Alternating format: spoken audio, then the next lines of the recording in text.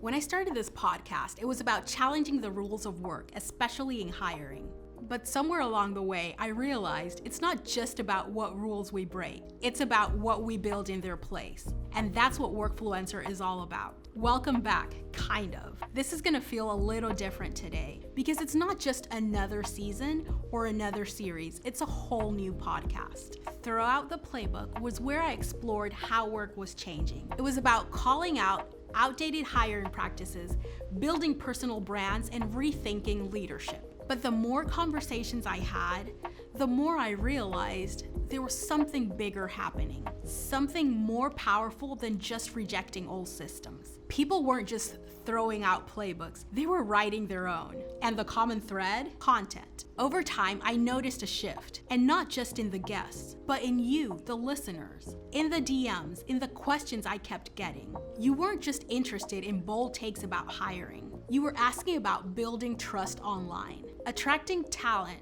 or opportunity through content, balancing influence and a full-time job, and making your brand visible without making it all about you. That's when Workfluencer started taking shape. Because whether you're a recruiter, a founder, a team lead, or a marketer, if you're using content to change how we talk about work, this podcast is for you. Workfluencer is the podcast for professionals using content to build influence, attract talent, create opportunity, all from within the walls of corporate. It's not just for full-time creators. It's for the talent acquisition leader turning hiring pain points into LinkedIn posts. For the employer brand manager launching video campaigns from the shadows. For the recruiter who went viral being real about burnout. And for the founder who figured out that storytelling does way more than any job board ever will. These are the creators who still clock in, or at least that's how they started.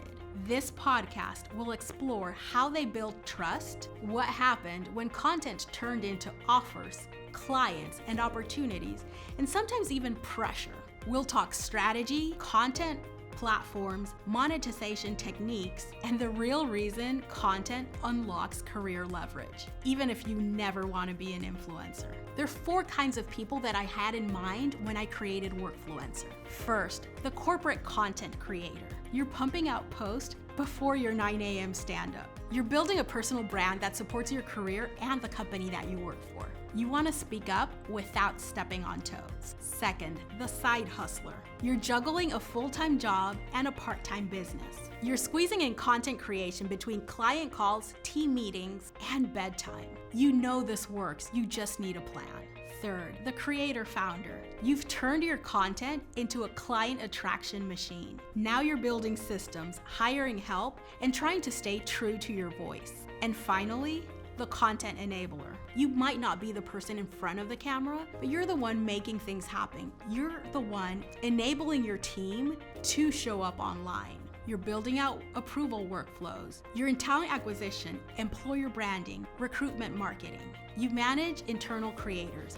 You fight for budget, build the approval workflows, and try to make content that doesn't sound like marketing wrote it and legal edited it. This podcast is as much for you as it is for those hitting publish. Here's what to expect from Workfluencer. Tactical interviews with professionals who've built influence through content without quitting their job, at least most of them.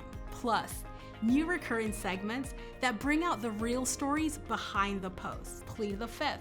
My personal favorite, you saw me launch it at Transform in Vegas a few months ago. It's a confessional style, rapid fire question segment where guests get to tell you what they really think about recruiting, content, and all the messy things in between. Boss reactions. Because how could we talk about being a creator, having a 9 to 5, and not let you know what people's bosses really think when they go viral? DMs and deal. That's what we all want at the end of the day. So the real ways that these creators have been able to secure brand deals or get monetized for the content that they create. And would you post that? Another one of my favorites where my guest and I sit down look at a piece of content, analyze it, and decide if this is something that we or that they would have posted. We're keeping it honest, insightful, and just a little unfiltered. Because this isn't about hype, it's about building real leverage